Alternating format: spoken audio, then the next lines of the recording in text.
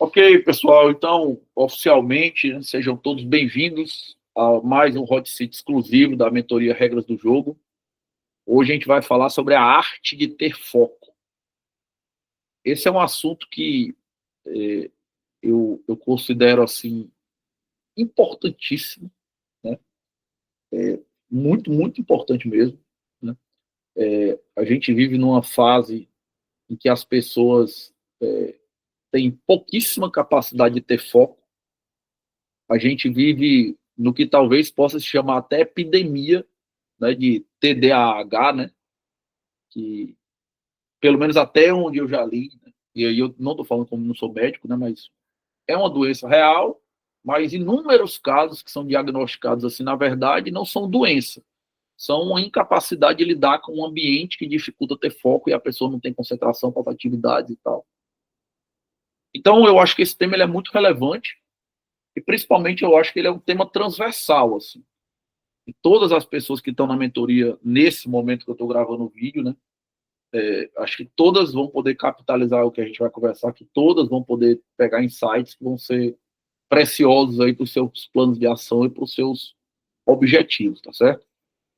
E aí, como sempre, né, pessoal, eu vou falando aqui, e ao contrário do que acontece lá no Clube do Livro, né, alguns já participaram dos encontros, vocês podem levantar a mão e perguntar a qualquer momento, tá? A apresentaçãozinha dos Hot Seats ela é mais curta, né? A gente tenta fazer ali ao em torno de uma hora e pouco. Então, vocês podem ficar à vontade. Falei uma coisa que vocês não entenderam, discordaram, pensam diferente, tem uma dúvida, pergunta, conta o seu caso. Vamos bater papo aqui, tá?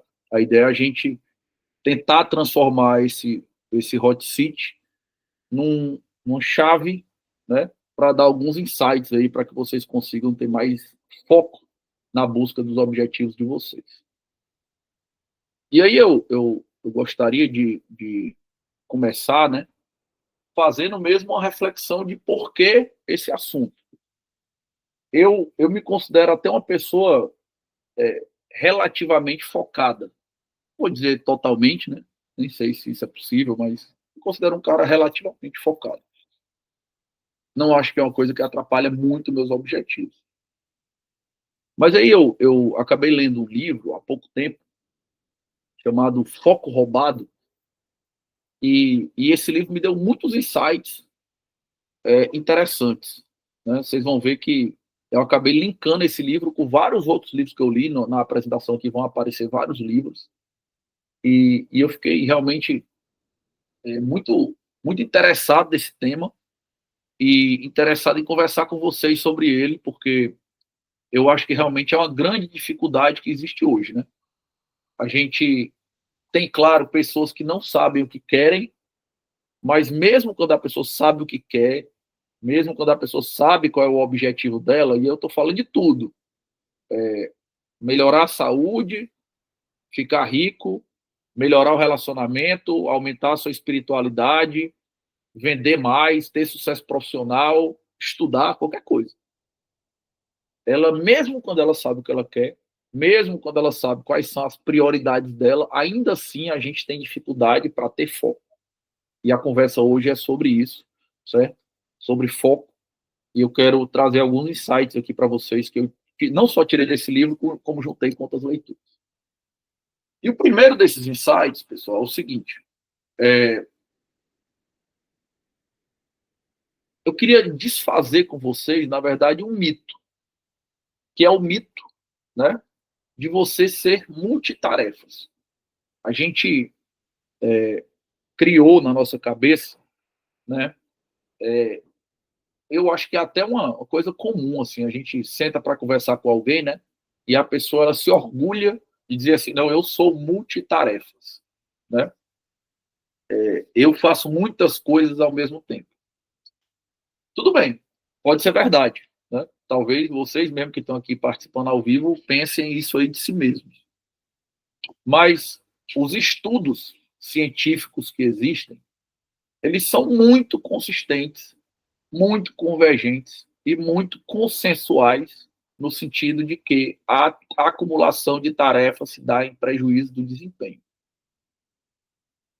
Então, se você disser para mim que faz várias coisas ao mesmo tempo, eu acredito, mas você está abrindo mão de desempenho de capacidade de fazer as coisas bem para fazer muitas coisas ao mesmo tempo, mais de uma coisa ao mesmo tempo. E aí, né, se você achar que não, depois você pode mandar uma mensagem, porque de repente a gente pode começar um estudo aí, né, em você. Porque eu dei uma pesquisada assim, todos os estudos são consistentes em relação a isso. Claro, algumas pessoas têm mais habilidades para lidar com várias tarefas do que outras, mas todas perdem desempenho. Se você se dedicar a mais de uma tarefa, você vai perder desempenho. Então, como eu coloquei no destaque, você não é multitarefa. Na verdade, você só está fazendo um monte de coisa mal feita. Bom, é isso. Né? Esse termo multitarefa, na verdade, ele vem da computação, né? E quando o poder computacional foi aumentando, os computadores começaram a fazer processamento em paralelo de tarefas, que é o que a gente chama de multitarefas hoje. E a gente trouxe isso para a nossa vida, né? Mas apesar de o cérebro ser um computador extremamente potente, né, que até hoje não foi replicado pela computação, ele não é multitarefas, né? Essa ideia de você usar o computador como se fossem vários computadores diferentes, você não pode usar o seu cérebro como se fossem vários cérebros diferentes. Então, a gente vai conversar sobre isso hoje, né? Sobre o fato de que nós enchemos nossa vida de coisas, nós enchemos nossa agenda de coisas, e no final a gente acaba fazendo um monte de coisa mal feita, ou não fazendo, né? Basta você ver uma coisa que acontece na minha vida, que eu sempre me pergunto, que eu não sei se vocês já se perguntaram, mas talvez aconteça com vocês, que é o seguinte: vocês já prestaram atenção que quanto mais o mundo acelera, né? Quanto mais rápido ficam as coisas, menos tempo a gente tem, né? Imagina, cara, que o teu avô, né, o teu pai, nossos pais, né? Eles liam as notícias no jornal, passava ali 40 minutos, uma hora do dia dele lendo o jornal. Ele tinha que telefonar para alguém de um telefone fixo quando ele chegasse em casa. Ele mandava uma carta, cara, para alguém e esperava chegar. E dava tempo de fazer tudo. E hoje em dia, a gente tem tudo com mais facilidade e parece que a gente não tem tempo nenhum sobrando do dia. Né? Isso é um dos grandes mistérios da modernidade aí que muita gente investiga, né? E hoje eu vou falar dele especificamente sobre o problema do foco, sobre o fato de que nós estamos, né, ocupando o nosso tempo com muitas coisas e muitas coisas às vezes que não são relevantes, que não contribuem para os nossos objetivos, e isso tem um impacto real, inevitável sobre o desempenho no que realmente importa. Para começar a falar sobre isso, né, então, sobre o que é foco, já que ser multitarefa não é foco. Então, se você é multitarefa, isso significa, por definição, que você não é focado. Né? Eu vou começar com uma frase e uma história do Steve Jobs, que, claro, todo mundo conhece, que é um dos fundadores da Apple, né? Morreu aí em 2011. O cara inventou de grandes coisas tecnológicas que a gente usa hoje. E o Jobs, ele tem uma frase muito famosa, na qual ele diz assim: algumas pessoas acham que foco significa dizer sim para a coisa na qual você irá focar. Mas não é nada disso. Significa dizer não às centenas de outras boas ideias que existem. Então, vamos lá em duas partes. Primeiro, o Steve Jobs, ele não está falando isso aí da boca para fora. Eu não sei se todo mundo sabe dessa história, né? E eu não vou entrar nela aqui em muitos detalhes, mas vou só dar um insight. O Steve Jobs, ele foi o fundador da Apple, ali no final dos anos 70, no começo dos anos 80. E ele foi expulso da Apple depois, né? O cara era um cara de difícil convivência, até ele foi expulso da gestão da Apple.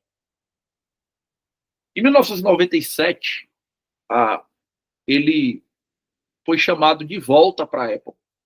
A Apple, ela tinha demitido 30% dos seus funcionários, estava dando prejuízo trimestre após trimestre, e para os caras trazerem o Steve Jobs de volta, eles estavam literalmente à beira da falência. Né? Eles estavam literalmente à beira da falência. Essa foi a época que a ação da Apple chegou a custar, se não me engano, 90 centavos, um negócio assim. E aí o Steve Jobs foi lá na reunião E ele, né, pensando isso aí que ele pensa, nessa reunião ele falou o seguinte, ó, deixa eu explicar por que a Apple está no prejuízo. Porque vocês estão produzindo um monte de coisa. Quantas coisas vocês produzem? Os caras começaram a enumerar. Dezenas de produtos Apple. E ele falou assim, ó, qual deles é o melhor do mercado? Aí os caras falaram, nenhum. Aí ele falou, vocês estão produzindo aqui 30 coisas mal feitas. Acabou isso aqui. O que vai ser a Apple agora, a partir desse ano de 97? Nós só temos aqui dois tipos de divisão. O que é profissional e o que é pessoal, o que é portátil e o que é fixo. Só isso. Então eu só vou produzir 4 coisas. Elimine toda a linha de produção da Apple e a gente só vai fazer 4 coisas. Alguma coisa fixa pessoal, alguma coisa fixa profissional, alguma coisa fixa portátil profissional, alguma coisa portátil pessoal. Ponto, é só isso, acabou. A gente não vai fazer mais nada. Agora, essas 4 coisas têm que ser as 4, tem que ser melhor do mercado delas. E aí ele começou, virou toda a empresa para produzir apenas 4 coisas. E aí, 10 anos depois, surgiu o iPhone, que revolucionou completamente, né, a história da telefonia, sendo um smartphone que mudou completamente o conceito do telefone. E 20 anos depois, 20 e poucos anos depois, a Apple se tornou a companhia mais valiosa do mundo. Uma companhia que estava à beira da falência. E a grande virada foi esse momento. Tem a genialidade? Tem. Tem as ideias disruptivas? Tem. Mas elas não funcionavam sem foco. O foco foi que pegou toda essa energia, toda essa criatividade, toda essa genialidade e fez com que ela virasse resultado. Entendeu? E aí, né, na reunião, o Steve Jobs fez exatamente isso que ele está dizendo aqui, né? O cara, não, porque eu tenho uma grande ideia que não cabe nessa caixinha que você está falando, cara. Obrigado pela sua grande ideia, mas não. Foco significa dizer não às boas ideias. Então, isso aqui é uma coisa muito poderosa. Porque você fala assim, ó, eu estou focado em escrever minha dissertação de mestrado. Eu estou focado em conseguir uma promoção na empresa. Eu estou focado em emagrecer. Meu foco agora é começar meus investimentos. Meu foco agora é ter alguma atividade espiritual mais frequente. Aí você acha que você tem foco porque você disse sim para aquilo ali e porque aquilo passa a fazer parte da sua rotina. E o Steve Jobs vai dizer que não. Ele vai dizer o foco, na verdade, acontece quando você olha para todas as outras coisas e diz, olha, essas coisas são maravilhosas, mas eu não vou fazer. Essas coisas são maravilhosas, mas elas não vão entrar na minha rotina. Eu vou ter que eliminar todo o resto. Não é só dizer sim, porque se eu digo sim para o que eu quero, eu trago uma coisa a mais para um monte de coisa que eu tenho. O foco acontece quando eu digo sim para o que eu quero e tenho coragem de dizer não para as outras coisas. Então, o primeiro insight, né? O primeiro foi a questão de ser multitarefa, né? Esqueça que você é multitarefa. Não faça as coisas de qualquer jeito. Segundo insight muito, muito precioso que eu quero deixar para vocês. Faça uma lista de coisas que você precisa eliminar ou reduzir na sua vida. Marden, eu tenho alguns objetivos para 2025, né? Estamos gravando esse vídeo aqui no começo de 2025. Beleza. Coloque numa listazinha, 2, 3, 4. A gente, na mentoria, faz isso dentro do plano de ação, né? Cada um tem o seu. Beleza. Então, ok, você deu sim para aquela coisa. Agora faça uma outra lista. O que você vai precisar deixar para aquilo ali funcionar? Né? Vou dar um exemplo aqui para vocês.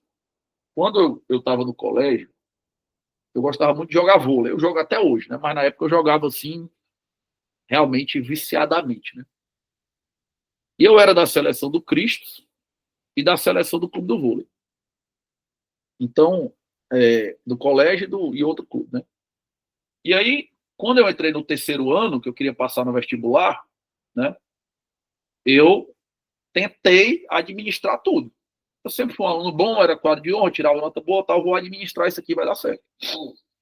Quando o negócio começou a pegar, aí várias pessoas, né? Porque vocês sabem que esporte é por ano, né? Então, na minha seleção, todo mundo era da minha idade, estava todo mundo ali no terceiro ano. Várias pessoas disseram o quê? Não vou sair da seleção, não vou parar de jogar. Ou seja, elas disseram sim, não, eu vou estudar no tempo que eu tenho, eu quero passar no vestibular, é um objetivo. Mas não tiveram coragem de dizer não. E eu tive que parar e dizer, cara, não dá. Eu ainda vou jogar no meu tempo livre, mas seleção consome muito tempo. E saí da seleção do Cristo e saí da seleção do Clube do Vôlei. Saí da seleção dos dois.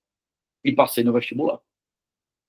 Então, assim, talvez eu não tivesse passado no vestibular de primeira, onde eu queria, se eu tivesse continuado jogando. Não é porque eu não disse sim para o vestibular, é porque eu não disse não para as outras coisas. E realmente foi isso que aconteceu. Quem se dedicou ao vôlei e ao vestibular, realmente virou um jogador de vôlei muito melhor que eu, participou dos campeonatos que eu não participei. É um negócio legal, realmente. Mas não passou no vestibular. Então isso é foco. Foco é dizer sim, mas também é dizer não. E a gente só pensa na parte do sim, nunca pensa na parte do não. Como agora eu trouxe aqui tal coisa para mim, eu vou começar a fazer, é foco, não. Foco é dizer sim para essa coisa, mas dizer não para todo o resto que vai atrapalhar aquilo ali. Então vocês precisam de uma lista de coisas que estão atrapalhando você para a sua lista de sim virar verdade. Né? Aí eu queria fazer outra reflexão aqui, e aqui eu já vou linkar o livro Foco Roubado com outro livro que eu li. Né? A gente vive num mundo, cara, que ele é repleto de distrações. Muitas distrações, certo? Muitas distrações. Então eu quero falar para vocês sobre o conceito de distração. Né? Todo mundo ouve falar sobre distração. Essa palavra a gente sabe o que é desde que é criança. Mas eu não sei se vocês já pensaram exatamente o que significa distração. Então deixa eu explicar isso aqui para vocês. O que é tração, né? Ou o que é tracionar alguma coisa, né? Você que tem o conceito técnico de tração, né, ligando fios, cordas, etc., mas de uma maneira mais simples. O que é tracionar um projeto? Tracionar um projeto significa você conseguir colocar aquele projeto em movimento, com consistência, na direção certa e na maior velocidade possível. Então, quando a gente está na mentoria, eu falo para vocês, vamos fazer as tarefas, vamos assistir os hot seats, que isso vai tracionar o teu plano de ação. O que eu estou dizendo é, você vai colocar o plano de ação para andar com consistência, com velocidade. Isso é tracionar, colocar em movimento na direção correta. Aí uma coisa que a gente nunca pensa é que distração é né? Como está dito aqui, é distração. Distracionar. O que é distração, então? Distração é tudo aquilo que desvia sua energia, seu tempo, seu dinheiro do seu objetivo. Então, quando você coloca energia num objetivo, você empurra ele para frente, rápido, com consistência, na direção correta. E coisas aparecem que distracionam, ou seja, que tomam o teu tempo, que tomam o teu dinheiro, que tomam a tua atenção, que tomam a tua energia, né? E aí você não está colocando para frente o que você podia colocar. Por quê? Porque o seu projeto está distracionado. Como é que o seu projeto distraciona? Seu projeto distraciona quando você está colocando energia em outras coisas que não servem para nada. Então, está aqui destacado. O maior inimigo do foco é um ambiente repleto de distrações que fazem com que você desperdice seus limitados recursos em algo sem utilidade para você. Seu tempo é limitado. Sua atenção é limitada. Sua energia é limitada. Seu dinheiro, não sei de todos, né, mas imagino que seja limitado como o meu é. Então, toda vez que eu uso meu dinheiro, meu tempo, minha energia, minha atenção em algo que não está no meu objetivo, eu distraciono o objetivo. Ele perde tração, porque eu estou colocando aquilo ali em outro lugar. Certo? Então, eu vou até deixar aqui a dica de um livro, né, que chama Indistraível, que é do Nir Eyal.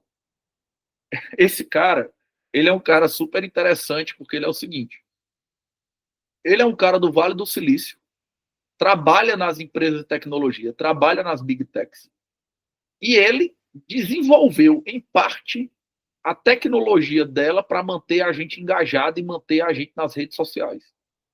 Se você procurar pelo nome dele, você vai ver que ele tem outro livro também, chamado Engajado. Ou seja, como você faz para engajar as pessoas. E aí depois, né, ele meio que pensou assim, cara, criei um monstro aqui.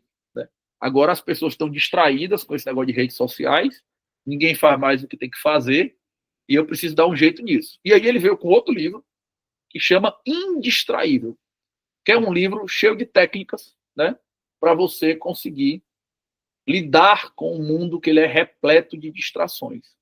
É um livrinho curtinho, o Nir Eyal escreve de uma maneira bem fácil, tá? E você pode pegar esse livro depois. Aí, antes que vocês perguntem, né?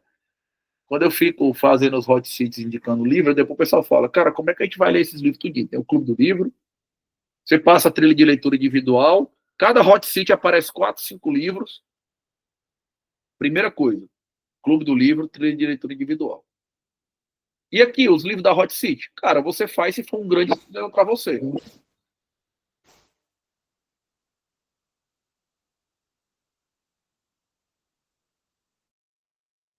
Se você é uma pessoa que considera que tem problema com foco, vá pegando essas dicas que eu estou falando aqui, se você se identifica com isso, que eles vão te ajudar. Não, Mari, eu estou mais ou menos na tua. Ter mais foco, claro que me ajudaria, mas não é uma coisa que eu considero urgente. Então você anota as dicas de livro, ainda são boas. E uma hora, quando você tiver tempo, você lê. Não tem pressa, não. Agora, se você considera que é uma coisa muito importante para você, anota aí. Vai salvando as dicas de livro, né? Já falei do Foco Roubado, do Johan Hari. Johan Hari, Foco Roubado. E tem agora o Indistraível aí, do Nir Eyal. Ok? E aí, né? Já que você está no embalo, eu vou dar outra dica de livro também. Esse cara aqui é o Michael Gladwell, não sei se todos conhecem, ele tem vários livros conhecidos, Ponto da Virada, Davi e Golias, Outliers, né? Ele é um repórter, né, um jornalista, ele escreve muito bem, a pesquisa dele é muito boa, os textos dele são muito bons. E ele tem um livro que ficou muito famoso, foi best-seller, primeiro lugar nas listas, que chama Blink. E eu quero compartilhar com vocês um insight aqui do Blink, né? Que eu considero um insight muito poderoso, que é o seguinte, tá?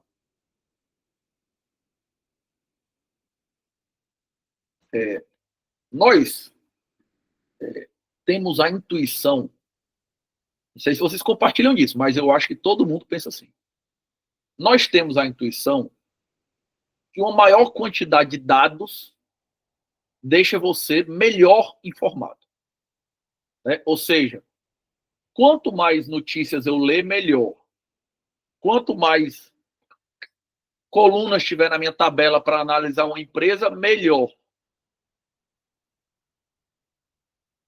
Isso acontece, pessoal, por causa do seguinte, eu vou explicar para vocês qual é a origem disso, tá certo? Nós, e aí tem algumas pessoas na mentoria que são muito jovens, né? Mas os dinossauros da minha época, nós fomos criados num mundo onde existia uma dificuldade imensa de você acessar a informação, certo? Acessar a informação era uma coisa muito difícil. Eu sou do tempo que ia todo mundo fazer trabalho do colégio na casa de quem tinha uma enciclopédia, podia ser a Barça ou a Larousse, que era onde você conseguia encontrar tudo. Meu pai, por exemplo, né, foi professor de história a vida toda, então os trabalhos de grupo de história era tudo lá em casa, porque ele tinha um monte de livro. Então você ia na biblioteca, você acessar a informação era o grande desafio. Mas tinha uma questão. Quando você acessava a informação, ela era muito qualificada e muito confiável. Então, quando você tinha uma fonte para a sua informação, você podia confiar nela e ela tinha uma qualidade boa. Você normalmente estava lendo uma coisa que valia a pena ler. Legal. A era digital, ela inverteu isso aí. Hoje, a gente vive num mundo em que ele tem uma avalanche de informação. Ninguém tem mais dificuldade de acessar a informação.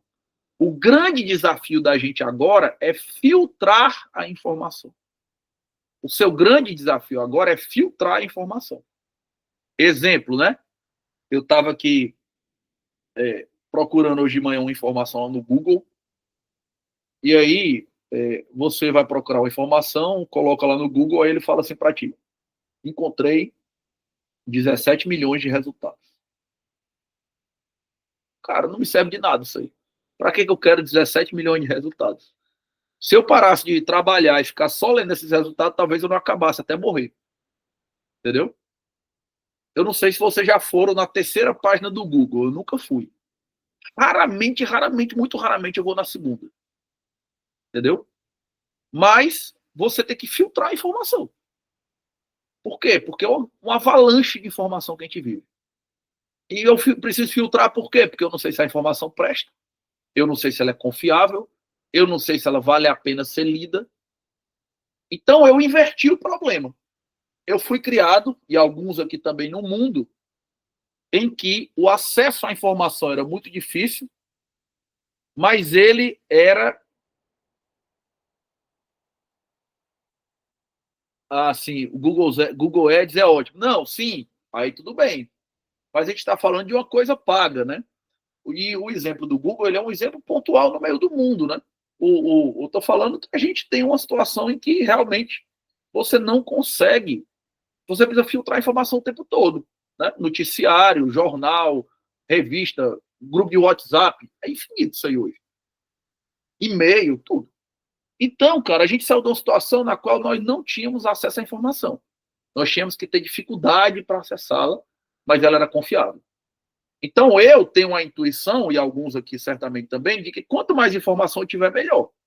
Ela tem qualidade, ela é confiável, ela é difícil. Então, eu vou juntar aqui e vou estar mais informado. E aí, agora que não é uma avalanche de informação. Só que a gente usa aquela mesma, né, lógica de antes. Eu pego essa avalanche e abraço ela. Ó. Vem em mim informação. Quanto mais informação, melhor. Só qual é o problema? Na era digital, a verdade é que grande parte dos dados é ruído. A verdade é que grande parte dos dados é ruído. Ou seja, não é informação relevante que interessa para você. Então você precisa desativar a quantidade de informação que chega na sua vida se você quiser ter foco. Porque é muito difícil você ter foco quando você nem sabe em que você tem que prestar atenção. Quando você precisa lidar com uma avalanche incessante de informações. Isso aqui, certo? Existe vários estudos consistentes nesse sentido. Se você quiser dispersar as pessoas, se você quiser tirar a atenção delas, basta você aumentar a quantidade de informação no sistema. Quanto mais informação no sistema, menos atenção elas vão prestar em cada coisa. Já foi feito vários estudos a respeito disso. Mas é o seguinte, tudo bem. Mas o mundo, ele é um mundo de muitas informações. O que você sugere que eu faça? De uma maneira bem simples, corte radicalmente, presta atenção no que eu estou falando, radicalmente o seu acesso à informação. Vou dizer o que eu fiz na minha vida, depois de ler esse livro do Michael Gladwell e de ler alguma coisa sobre isso também no Taleb, Nassim Taleb. Vou dar um exemplo para vocês, certo? Eu não clico em nenhum link de WhatsApp. Não clico. A não ser, claro, né? Tipo, você mandou um negócio para pagamento. Mas link que leva para a notícia, que leva para fora do WhatsApp, eu não clico em nenhum link de WhatsApp. Nenhum, zero. Eu não acesso nenhuma, zero página de notícia. Zero páginas de notícia. Eu não assisto telejornal, e não é porque a Globo é boa ou é ruim, não. Eu não assisto nenhum. Nenhum, zero. Qual é a teoria do Taleb? Né? que o ambiente ele filtra a informação para você se você se proteger, se você se blindar. Então, o que acontece, né, é que o que realmente é relevante chega para mim. Realmente é relevante, chega. Agora, a cada 2 minutos tem uma novidade. Eu não acompanho isso. Não tenho tempo para isso, não. Tem outras coisas para fazer na minha vida. O que é relevante vai chegar. O que é importante para mim vai chegar. Entendeu? E aí você vai dizer, Marden, eu tenho medo de ficar desinformado. Pela minha experiência pessoal, posso dizer para você, não fique. Eu acho que eu estou mais bem informado agora do que antes, depois que eu cortei radicalmente meu acesso a fluxo de informação. Mas o Blink trata do seguinte, que muitas vezes, ou na maioria das vezes, menos informações deixam você mais informado. Eu vou dar alguns exemplos disso, tá certo? Ele conta um caso, por exemplo, de um hospital lá nos Estados Unidos que tinha muita dificuldade para fazer triagem de paciente. Eles foram, como qualquer coisa, né, modernizando os sistemas, sofisticando. Quando o paciente chegava, eles estavam analisando os 20 dados do paciente. 20 dados, 30 dados.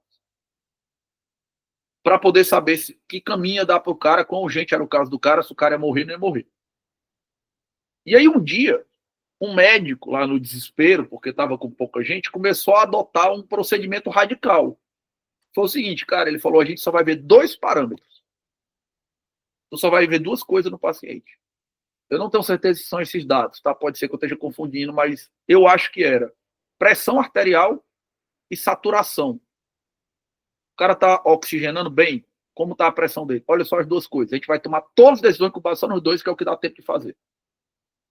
Ele estava tomando uma medida desesperada, achou que mais gente ia morrer, mas não tinha o que fazer. Pelo menos eles iam atender alguns. Aí aconteceu uma coisa surpreendente. O número de acerto aumentou. Aumentou. Ou seja, aquela informação extra, na verdade, estava confundindo as decisões. Usar menos parâmetros deixou a decisão melhor. Né?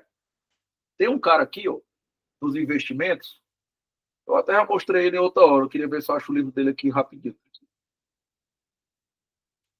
Chama Joel Greenblatt, que ele tem um livrinho chamado A Fórmula Mágica de Joel Greenblatt.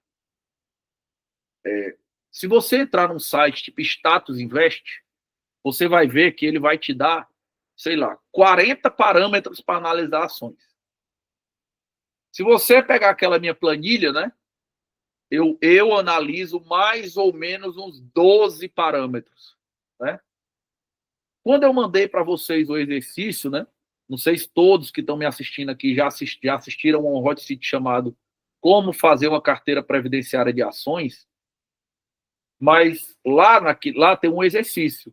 Nesse exercício eu coloquei só 5 indicadores, só 5 fundamentos da empresa para analisar. E o Joel Greenblatt criou a fórmula mágica dele só com 2 parâmetros. Ele disse o seguinte, cara, não perca seu tempo não. Olhe só qual é o retorno de investimento da empresa, o ROI, e olhe só qual é o PL, o preço-lucro dela, para saber se está pagando caro ou barato. Faça uma tabela, considerando esses 2 aí, pronto. Compra as que tiverem melhor, acabou. Não vai dar errado, não. Se a empresa está dando lucro, se ela está barata, e se o dinheiro que ela lucra está sendo bem reinvestido, não vai dar errado. Todo o resto é ruído. Ele está dizendo, né? Eu uso mais parâmetros, mas olha a lógica dele igual a do Michael Gladwell. Na verdade, quando você corta a informação, a tendência é o que sobra ser informação de alta qualidade. Entendeu? E eu, por exemplo, nessa minha história de não assistir mais jornal, não clicar em link de WhatsApp nem nada, né? Eu já fui testado várias vezes, né? Porque, como alguns aqui sabem, muitas vezes eu vou num programa lá do Povo, né, da CBN, ao vivo, dar entrevista, né? E os assuntos são sempre assuntos muito recentes e tal. E eu vou na raça. Só com o que eu ouvi falar. E nunca deu problema, entendeu? Ah, é porque tu fica enrolando? Não. É porque a informação realmente essencial, ela chega. Mas é um pouquinho de informação. é 1% da informação que eu teria lido à toa, né? Um dia desse, por exemplo, eu não estou me lembrando exatamente qual foi uma decisão, que tem essas polêmicas aí, Bolsonaro, Alexandre de Moraes, golpe, não sei o que tal. Aí circulou nos grupos de WhatsApp uma decisão de 171 páginas. Acho que era um relatório da Polícia Federal, não sei o quê. Aí o pessoal falou assim para mim, mas tu leu o relatório? Falei, cara, como assim? Claro que eu não, nem abri, como assim? Claro que eu não vou ler o relatório. Eu vou ler um negócio de 171 páginas, entendeu? Não tem o menor sentido isso aí. Mas eu conheço um monte de gente que parou para ler. O que se tira dali? Se tira dali um áudio de 1 minuto explicando qual é o resumo da coisa. Pois é, foi o relatório, exatamente. Pronto, 171 páginas, né? Pronto. O Ítalo aí já me lembrou o que foi. Pronto. Cara, não. Alguém grava um áudio aí de 1 minuto, dizendo tal coisa, beleza. Bom, pronto. Tô a mesma informação. Peguei o central. Então, assim, se você tem dificuldade disso, leia o Blink. Livro fácil de ler, curtinho, rapidinho você lê. O Michael Gladwell escreve super fácil. Conta vários casos concretos, é super interessante. Deixa eu acelerar aqui, senão esse hot seat vai ficar grande demais.